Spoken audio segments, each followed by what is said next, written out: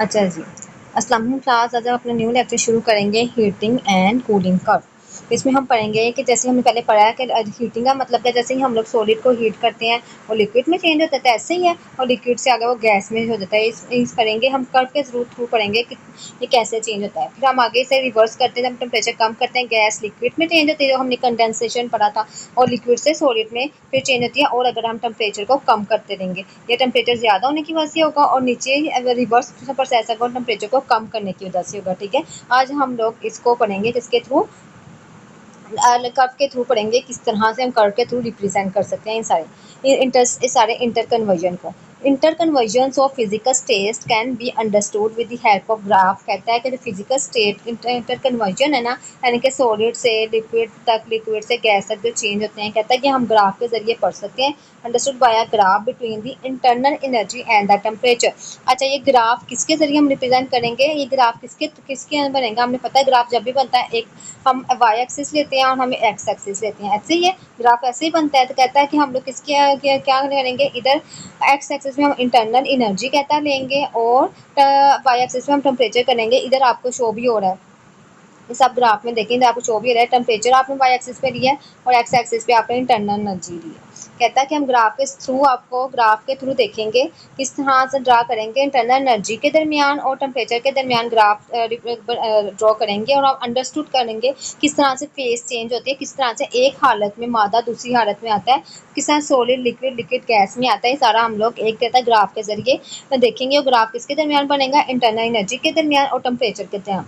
Such as graph is called heating और cooling curve. कहता है इस ग्राफ को कहते हैं हीटिंग और कूलिंग कर्व। इस पूरे पैराग्राफ को ना बेटा आप हेडिंग दे सकते हैं हीटिंग एंड कूलिंग कर्व की। ठीक है, जब आप लोग इसे लॉन्ग क्वेश्चन, बड़ा इंपॉर्टेंट लॉन्ग क्वेश्चन है, अगर आपके बोर्ड एग्जाम में आता है तो आप इधर से इधर तक आप लोग इसकी हेडिंग दे सकते हैं हीटिंग एंड कूलिंग कर्व की।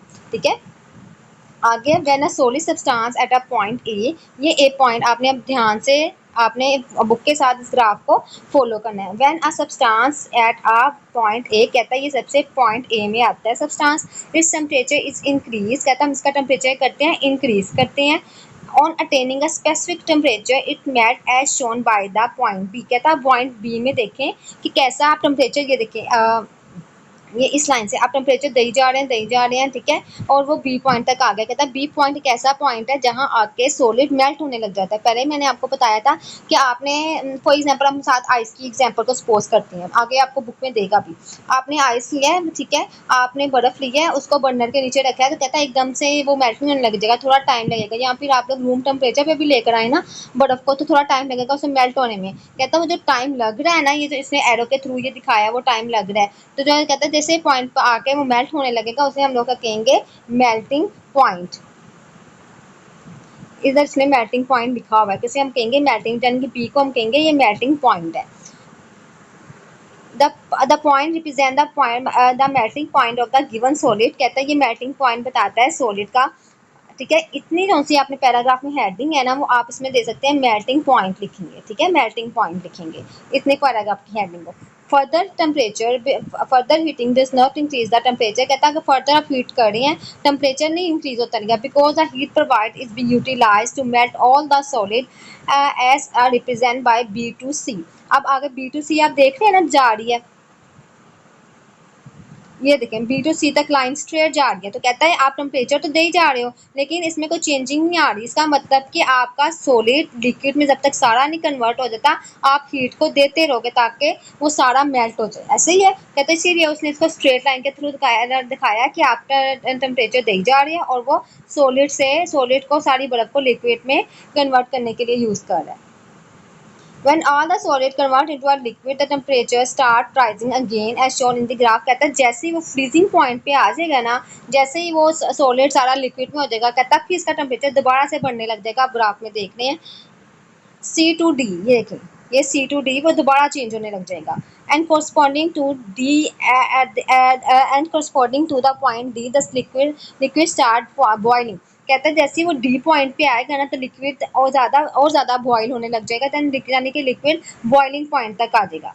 ठीक है, जब अब ए से बी तक क्या हो रहा था, सबसे पहले आपने सॉलिड लिया, आप दोबारा ग्राफ में आए, जो हमने इधर तक पढ़ा ना, दोबारा आपको मैं कंक्लूजन देती हूँ। जब आप आइस को आपने लिया, जब कहता है आपने उसे मेल्ट करना लगे, ए से बी तक क्या होगा, सारा रिमूव कर दें ताकि आपको दोबारा इजीली समझ आ जाए।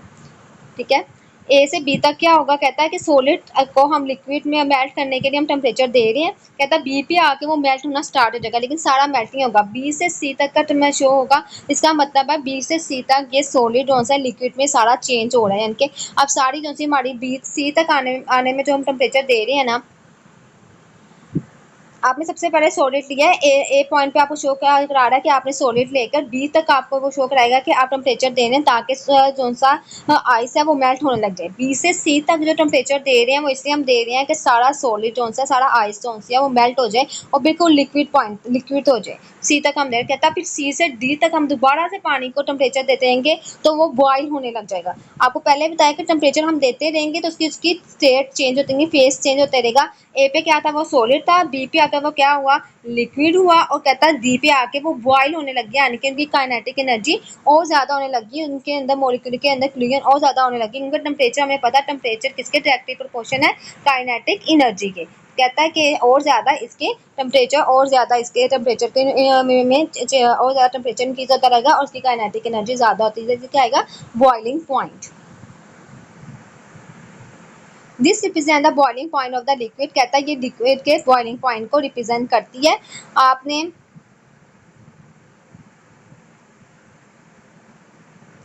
ठीक है, आपने यहाँ तक फर्दर हीट, आपने यहाँ तक तो हमने पहले पढ़ा था कि हम मेल्टिंग पॉइंट की देंगे हेडिंग, फर्दर से लेकर आप लोग सी तो डी तक आप लोग किसकी हेडिंग देंगे, नहीं सी से डी तक नहीं है, टेम्परेचर डी तक आप लोग हेडिंग देंगे बॉइलिंग पॉइंट की, यानी कि वो बॉयल होने लग जाएगा। इधर तक आप लोग किसकी हेडिंग देंगे, बॉइलिंग पॉइंट की, यहाँ से वरना फर्दर से इधर से आप बॉइलिंग पॉइंट की हेडिंग देंगे, यानी कि ये बॉयल होने लग जाएगा। आगे क्या है, this represent the boiling point of the liquid, कहता है किसको रिप्रेजेंट करता है, boiling point of the liquid, यानी कि लिक्विड के बॉइलिंग पॉइंट का। Again further heating does not increase the temperature, कहता है अगर आप और ज़्यादा टेम्परेचर दे रहे हैं तो वो फर्दर हीट करें तो उसका टेम्परेचर नहीं राइज होगा, till the whole liquid is converted into gas, यहाँ तक के जो सारा लिक्विड है वो गैस में चेंज होता है, यानी कि जो पानी है वो हवा में एवेपोरेट नहीं हो जाता। A to D A line D A to E in the figure show no further increase in temperature, कहता है कि जैसे ये देखें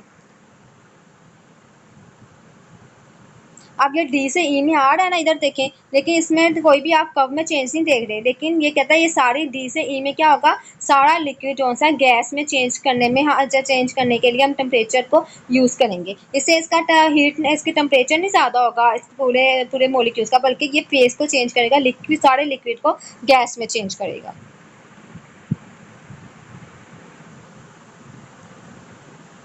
अच्छा आगे है, the temperature gain start rising after the point ई, कहता है जैसे ये पॉइंट ई आया है, ये पॉइंट ई आया फिर हम टेम्परेचर देंगे तो कहता है ये दोबारा से टेम्परेचर को गेन करेगा और ये आगे फेस चेंज करने में यूज़ करेगा।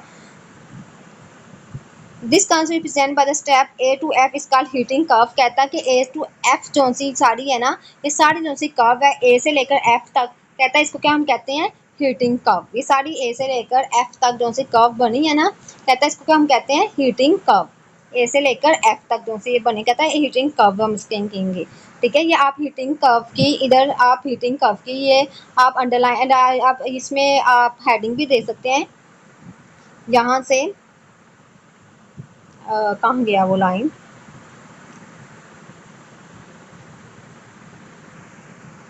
यहाँ से this curve represent by the step A to F is called heating curve, कैसे हम क्या कहते हैं, ये हीटिंग कर्व की डेफिनेशन से हम हीटिंग कर्व कहते हैं।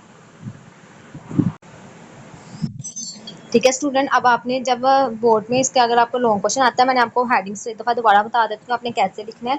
इंटर्न कन्वेंशन से लेकर यहाँ तक सच है ग्राफ हीटिंग और कूलिंग कर्व तक आपने हीटिंग और कूलिंग कर्व की डेफिनेशन लिखनी है। फिर आपने ग्राफ की हेडिंग दे के यहाँ से लेकर वैन सॉलिड से लेकर this point represent the melting point of the solid, यहाँ तक किसकी हेडिंग देनी है, मेल्टिंग पॉइंट की हेडिंग देनी है। ठीक है, फिर फर्दर से लेकर आगे नेक्स्ट आपका ये है स्टार्ट द बॉइलिंग, इधर बॉइलिंग तक आपने किसकी हेडिंग देनी है, बॉइलिंग पॉइंट की हेडिंग देनी है, यहाँ से फर्दर से लेकर कहाँ तक, बॉइलिंग तक। फिर आगे इधर से this represent the boiling point again further heating does not increase the temperature the whole liquid is converted into gas A to D E this figure shows no further increase in temperature state and give rising after the point E तक आपने किसकी heading देनी है gas phase की यानी कि vapour इसकी point vapours की ई तक पॉइंट ऑफ लिक्विफिकेशन की ई तक आपने देनी है पॉइंट ऑफ लिक्विफिकेशन की देनी है ई तक आगे this cup represent A to A से लेकर एफ तक आपने देनी है हेडिंग ये दोनों लाइन हीट क्रिएटिंग कप की डेफिनेशन है ये पहले मैं आपको बता चुकी हूँ। अच्छा आपको मैं एक दफ़ा दोबारा से ये ग्राफ समझा देती हूँ ताकि आपको इजी वर्ड में समझ आ जाए। आपको मैंने हेडिंग्स बता दी हैं अब मैं सिर्फ ग्राफ को आपने फॉलो करना है ठीक है और आपने सारा जो से ये मटीरियल है इसको बुक को छोड़ के सिर्फ ग्राफ को देखें। सबसे पहले हमने सॉलिड लिया है ए पॉइंट पर ठीक है जैसे ही कह रहा है कहता है हम उसे हीट दे जा रहे हैं तो वो बी पॉइंट तक आ रहा है लेकिन इधर इधर जी जैसे वो बी पॉइंट पर आएगा थोड़ा थोड़ा जो सब सॉलिड है वो लिक्विड में थोड़ा थोड़ा कन्वर्ट होने लगा लेकिन जैसे ही वो हम से हीट दे ही जा रहे हैं हीट हमने रोकी नहीं है तो क्या होगा हमने कहा था कि जब हम हीट कंटिन्यूसली देते रह जाएंगे एक ऐसा पॉइंट आएगा जब हीट जोन सी है वो मेल्ट करने लग जाएगी सॉलिड को फिर इसके बाद सॉलिड का टेम्परेचर नहीं बढ़ेगा बल्कि वो जो हम हीट दे जा रहे हैं वो सॉलिड को लिक्विड में चेंज करने में यूज़ करेगी। अब हम टेम्परेचर दे जा रहे हैं तो क्या होगा जब तक सारा सॉलिड लिक्विड में नहीं कन्वर्ट हो जा रहा हमारी हीट सॉलिड को लिक्विड में कन्वर्ट करने के लिए हम यूज़ करते रहेंगे तो इसलिए हम इसको स्ट्रेट लाइन में शो करवाया है कि इसमें कोई फेस चेंज इसमें सिर्फ फेस चेंज हो रहा है जो हम टेम्परेचर दे रहे हैं सिर्फ फेस को चेंज कर रहा है यानी कि सॉलिड को लिक्विड में चेंज कर रहा है। फिर इसके बाद आगे हम लोग दोबारा से हीट दे रहे हैं सी से डी तक इसका मतलब जो हमारी लिक्विड है वो बॉयल होना स्टार्ट हो जाएगा सी से डी तक जो हम टेम्परेचर दे रहे हैं वो पानी को बॉयल करने में हम यूज़ करेंगे। फिर आगे डी से ई तक आप देखें बिल्कुल स्ट्रेट लाइन है इसका मतलब कि जो सारा हम दे रही हैं टेम्परेचर दे रहे हैं वो जब तक सारी लिक्विड गैस में नहीं चेंज हो जाता तब तक हम लोग हीट देते नहीं है इसलिए हमने स्ट्रेट लाइन शो करवाई है कि लिक्विड यहाँ से थोड़ा था यहाँ तक ई तक आने में सारा लिक्विड को गैस में यूज़ करने में टेम्परेचर को यूज़ किया गया है। ई से एफ तक हमने किया है कि जब तक वो सारा जो सा टेम्परेचर है हम टेम्परेचर दे रहे हैं ताकि जो सारा लिक्विड है गैस में चेंज हो जाए जैसे पॉइंट ऑफ लिक्विफिकेशन कहते हैं यानी कि वेपर्स बन जाए। उसने अब आगे हम लोग जब हमने कहा था जैसे ही हम हीट को कम करेंगे तो उसकी काइनेटिक एनर्जी भी कम होगी जबकि हीट टेम्परेचर डायरेक्टली प्रोपोर्शनल है काइनेटिक एनर्जी के। अब इसके हम रिवर्स चलेंगे तो इसमें हम लोग कूलिंग का प्रोसेस पढ़ेंगे कि किस तरह कूलिंग कब आता है। जैसे फॉर एग्जांपल हम इधर देखें इधर हम उल्टा शुरू करेंगे टेम्परेचर को ऐसे एफ से ई में आएंगे गैस कंडेंस होगी हमने पढ़ा था ना गैस कंडेंस होती है तो लिक्विड में आएगी। ई से एस ई में आएंगे तो किस में आएगी लिक्विड में सारा आएगी सी से ए में और हम टेम्परेचर कम कर जाएंगे तो किस में आ जाएगी सॉलिड में आ जाएगी। इसे हम टेम्परेचर ज़्यादा करेंगे ए से सी तक तो वो लिक्विड में आएगी सी से ई तक वो गैस में जाना शुरू होगी और ई से एफ तक वो वेपर्स में बन जाएगी। जैसे हम उल्ट करेंगे तो वो सबसे पहले गैस से लिक्विड में आएगी लिक्विड के बाद किस में आएगी सॉलिड में आएगी। अब हम इधर से पढ़ते हैं यहाँ से पढ़ने the same graph in the figure 15.2 can be studied in the revision direction in the reverse direction. अब हम उसे रिवर्स डायरेक्शन में पढ़ेंगे फ्रॉम पॉइंट एफ टू ए यानी कि हम लोग अब किधर जाएंगे एफ से ए की तरफ जाएंगे यानी अब हम एफ से ए में तरफ मूव करेंगे। It is called cooling cup इसे कहते हैं कूलिंग कप। इसकी हम इसे अब इसे अंडरलाइन कर लें इसे हम कूलिंग कप की इसमें हेडिंग देंगे। When the gas present at the point F is cold कहता है इसे वो पॉइंट एफ में है वो कूल है। इस टेम्परेचर स्टार्ट डिक्रीजिंग कहता है इसका टेम्परेचर क्या हो रहा है कम हो रहा है। Eight the point A it start converting into liquid कहता पॉइंट ई में क्या होगा इस पॉइंट ई पे आके वो कहता कि सारा ये पॉइंट ई है कहता है इस पॉइंट पे आके क्या होगा वो लिक्विड होना स्टार्ट हो जाएगा इसे पॉइंट ऑफ लिक्विड कहेंगे। व्हेन द ये सारा वही प्रोसेस है जो हमने पीछे पढ़ा है ना फॉर एग्जाम्पल ये देखें ये सारा उसमें आप पढ़ेंगे ना इस सारे पैराग्राफ में इसमें वही चीज़ें हैं। At the point A this is called condensation point कहता है इसे और liquefication point and it represent the same temperature as the boiling point कहता है कि इसे हम कंडेंसेशन पॉइंट और लिक्विफिकेशन पॉइंट कहते हैं। This temperature will however remain constant during this process of condensation और लिक्विफिकेशन कहता है जब तक सारा लिक्विड सॉलिड में नहीं चेंज हो जाता तो सब तक सारा गैस लिक्विड में नहीं चेंज हो जाता इसको हम कंडेंसेशन और लिक्विफिकेशन प्रोसेस कहते हैं। Further cooling will convert the liquid into solid कहता है कि जब फर्दर हम कूल करेंगे तो लिक्विड किस में चेंज हो जाएगा यानी कि सबसे पहले गैस था गैस से वो लिक्विड में आया कहता अब लिक्विड से जब हम फर्दर हीट करेंगे तो किस में आएगा वो सॉलिड फॉर्म में आ जाएगा, which is called freezing. Heat नहीं करेंगे बल्कि टेम्परेचर को कम करेंगे, सॉरी। तो this is which is called freezing point, इसे हम क्या कहेंगे, फ्रीजिंग पॉइंट है। And it's represent the same temperature as a melting point, कहता है कि सेम टेम्परेचर मेल्टिंग पॉइंट वाला यूज करेगा। This line see to be sure that the process of cooling is converted all the liquid into solid state eight constant temperature, यानी कि temperature constant है। कहता है ये सी से बी तक सारा हमारा जो सा लिक्विड है वो सॉलिड में चेंज हो जाएगा,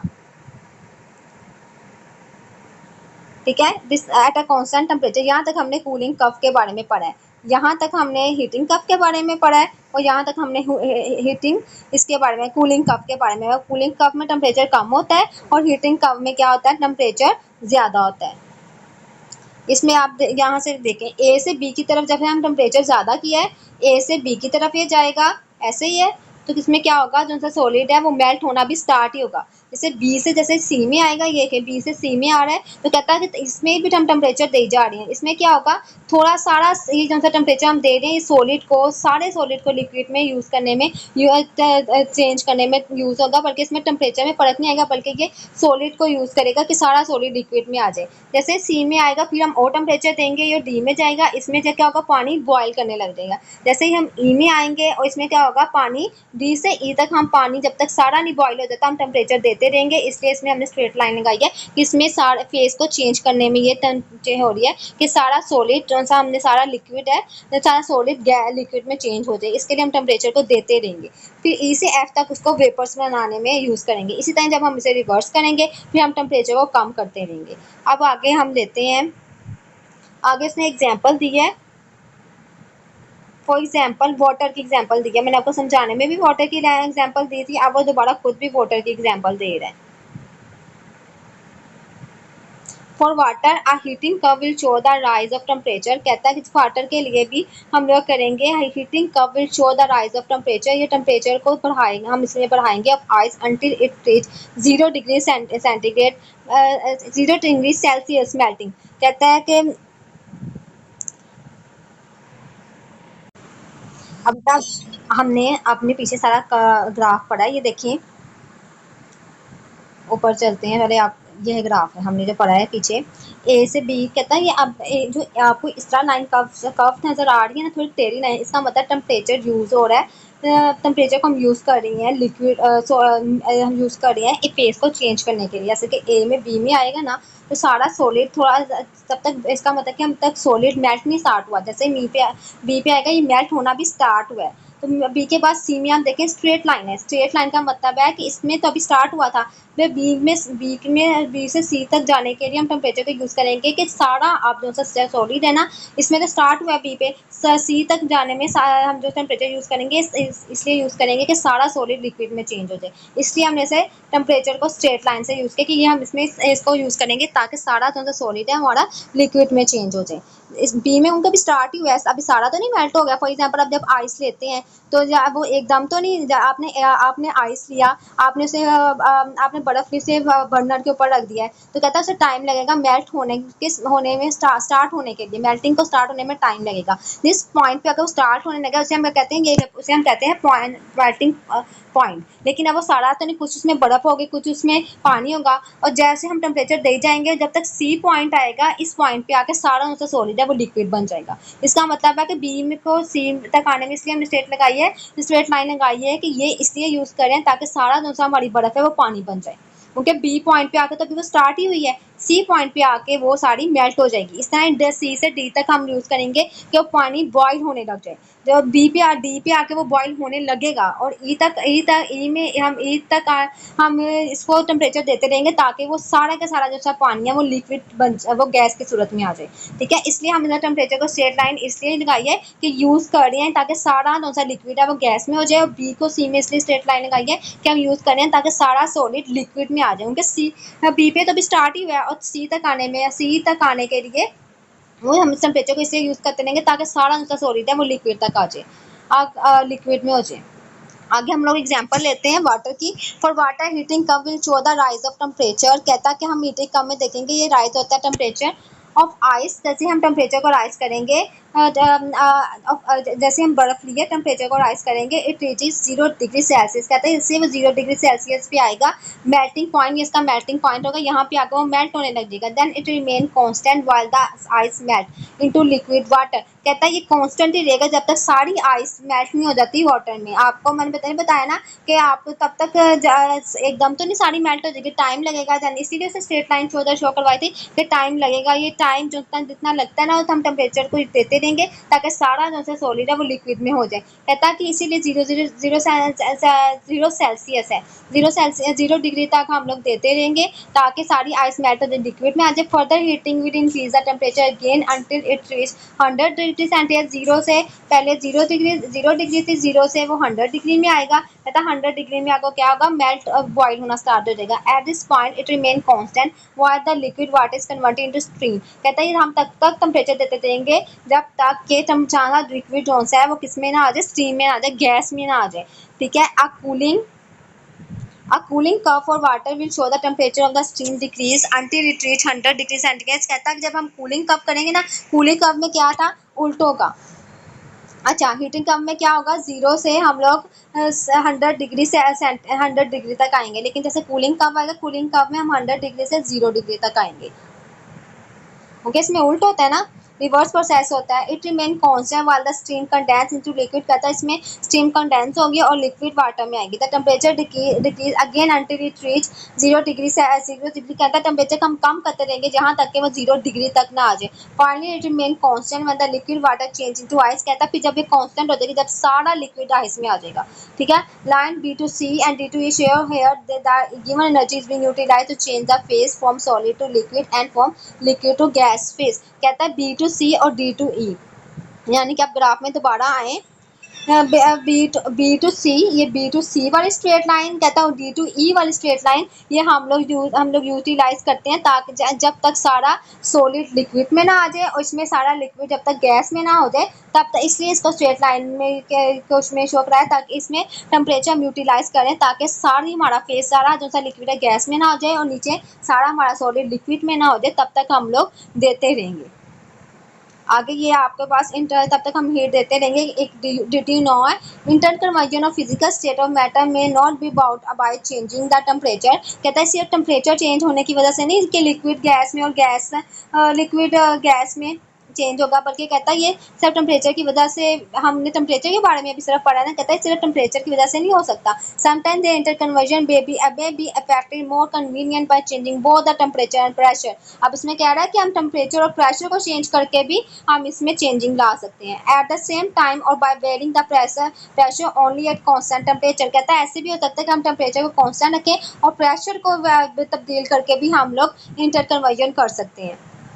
for example ice melt from pressure in the handle of snow ball maker. कहता है कि जैसे हम लोग कहीं जाते हैं नॉर्दर्न एरियाज में, जब हम वहाँ हम लोग स्नो बॉल्स बनाते हैं, कहता है कि जब हम लोग बर्फ़ हाथ में लेते हैं उसे कंप्रेस करते हैं अपने हाथ में, कहता है जैसे हम कंप्रेस करते हैं उसके अंदर प्रेशर आता है, उसके मॉलिक्यूल आपस में अरेंज होना स्टार्ट हो जाते हैं। कहता है कि वो क्या होगा कि उसमें आइस मेल्ट होना स्टार्ट हो जाएगी, यानी कि काइनेटिक एनर्जी बढ़ जाएगी।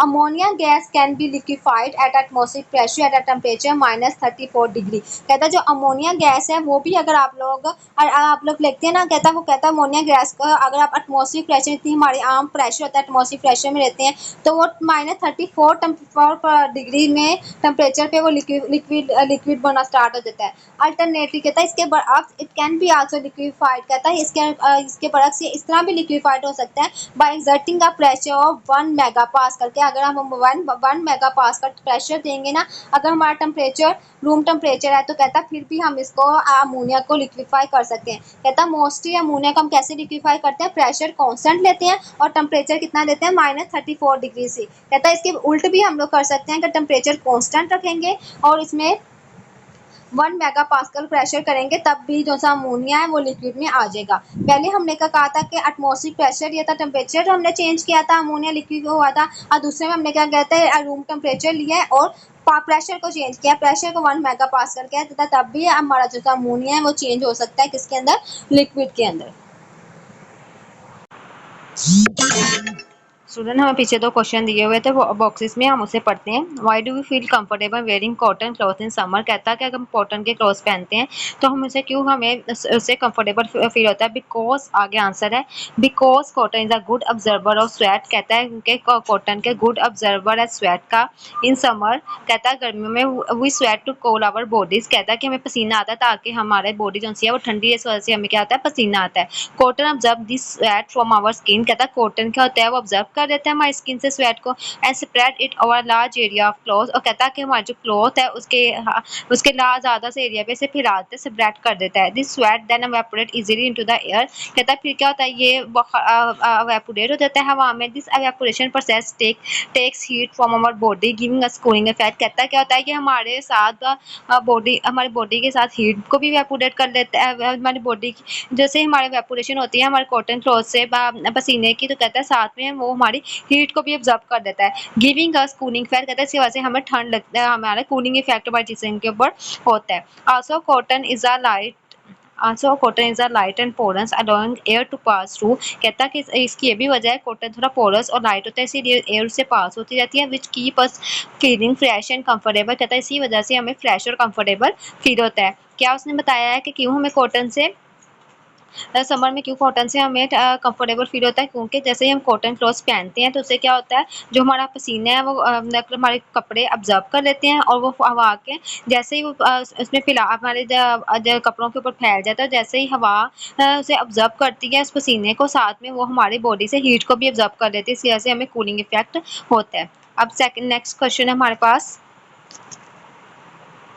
नीचे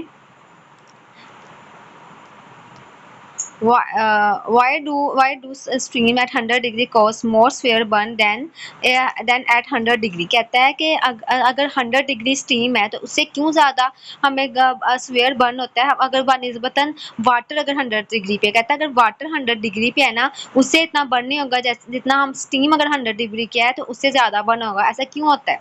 नीचे वो आंसर दे रहा है because steam has extra hidden heat called latent heat of vaporisation. कहता है कि जिसका स्टीम के अंदर ज़्यादा हीट उसने ऑब्जर्व की होती है स्टीम जिसे कहते हैं हम लेटेंट हीट ऑफ वेपोराइजेशन कहते हैं।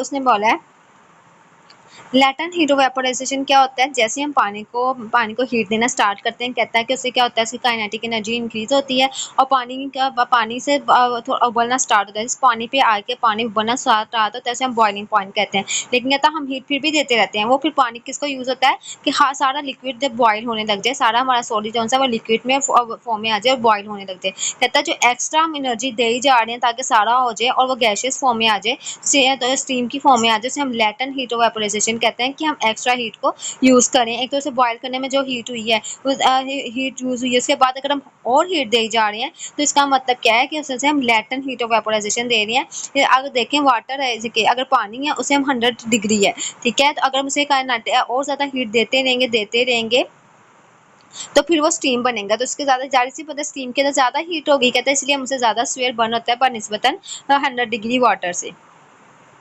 100 degree when steam touches your skin. कहता है जैसे ही भाप आपकी स्किन पे लगती है फर्स्ट कंडेंस इनटू वाटर। कहता है सबसे पहले ये इसमें ये पानी में आती है। This process release a large amount of extra heat directly on to our skin. कहता है इसकी वजह से क्या होता है हमारी स्किन के ऊपर और एक्स्ट्रा हीट इसकी वजह से आती है। After that now liquid water cool down releasing it even after more heat. कहता है इसके बाद क्या होता है कि सबसे पहले भाप अगर हमारी स्किन को टच करती है सबसे पहले वो लिक्विड होने के लिए हीट को रिलीज करेगी। कहता है इसके बाद जब लिक्विड अपने आप को ठंडा करने के लिए और हीट रिलीज करेगा। इसी वजह से कहता है कि हमें स्टीम से ज़्यादा बर्न होता है। बॉइलिंग वाटर अब 100 डिग्री पे तो पानी बॉयल होने लग जाता है तो बॉइलिंग वाटर के अंदर तो कम हीट होगी क्योंकि जैसे पानी को हम हीट देने लग देते हैं जिस पॉइंट पर वो बॉयल होने लगता है उसे हम कहते हैं कि ये बॉइलिंग पॉइंट है। कहता है फिर और ज़्यादा हीट देते हैं तो स्टीम की सूरत में आती है। ऐसी है ना तो उसके अंदर ज़्यादा स्टीम के अंदर हीट हुई। अच्छा कहता है boiling water only cools down at release heat. कहता है बॉइलिंग वाटर क्या है last line boiling water only cool down and release it, कहता है बॉइलिंग वाटर सिर्फ हमारे जैसे हमारी स्किन को टच करता है तो कहता है वो कूल डाउन होता है और रिलीज करता है heat. It does not have extra heat condensation step, कहता है इसमें कंडेंसेशन का स्टेप नहीं होता। जैसे स्टीम हमने हमने स्टीम में पढ़ा था कि जैसे ही पानी हमारे जिस स्किन के ऊपर आकर टच करता है तो पहले कंडेंस होता है फिर कूल होता है, लेकिन बॉइलिंग में क्या होता है सीधा जैसे पानी टच करता है हमारी स्किन को सीधा ही लिक्विड फॉर्म में आ जाता है और सीधा ही कूल होने लग जाता है, लेकिन इसमें कंडेंस का प्रोसेस नहीं होता। So steam give you skin much more total heat than the boiling point, कहता है इसीलिए स्किन जो स्टीम है वो ज़्यादा बर्न करती है क्योंकि इसका बॉइलिंग पॉइंट है, क्योंकि इसके कॉजिंग वर्स बर्न्स, क्योंकि इसके अंदर ज़्यादा हीट यूज होती है स्टीम के अंदर, इसीलिए कहता है ज़्यादा इसके अंदर हीट ऑब्जर्व की इसने होती है, इसीलिए वो ज़्यादा बर्न करता है। जबकि जो सा बॉइलिंग वाटर कम हीट कम हमें जलाता है बर्न करता है क्योंकि इसके अंदर हीट कम होती है स्टीम की निस्बतन। बेटा आप ये पहले वाले का भी आप स्क्रीनशॉट ले सकते हैं क्वेश्चन का, और ये सेकंड वाले का भी स्क्रीनशॉट लेके अपने पास रख सकते हैं, आप इसे आंसर्स में लिख सकते हैं। आपके इधर वाटर स्टीम की जगह वाटर वेपर बुक के ऊपर लिखा हुआ है तो अब इसके ऊपर वाटर वेपर्स भी लिख सकते हैं। स्टीम ये एक ही टर्म है, स्टीम और वाटर वेपर्स। बेटा हमने फेस चेंज मटेरियल पढ़ना है। फेस चेंज मटेरियल कौन सा होता है जो अपने फेस को चेंज करना है। अगर बाहर सर्दी है तो ये क्या होगा अपनी हीट रिलीज कर दें, अगर बाहर गर्मी है तो अपनी हीट को ऑब्जर्व कर लेते हैं using thermal regulation.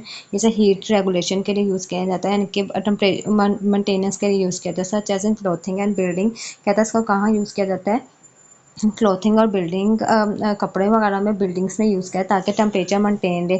To store and release thermal energy, कहता है क्योंकि ये थर्मल एनर्जी को जो हीट एनर्जी है उसे स्टोर भी कर लेता है। अगर ज़्यादा गर्मी अगर ज़्यादा गर्मियाँ बढ़ और रिलीज़ भी कर देता है अगर कम गर्मियाँ बढ़, तो इससे टेम्परेचर क्या होता है, इससे कहता है मेंटेन रहता है। कहता है कि आप मैंने पीछे स्टीम का वर्ड यूज़ किया था, आप कोशिश करें जब बुक पे वाटर वेपर ऐसे यूज़ करें। क्वेश्चन आप कमेंट बॉक्स में बताइएगा।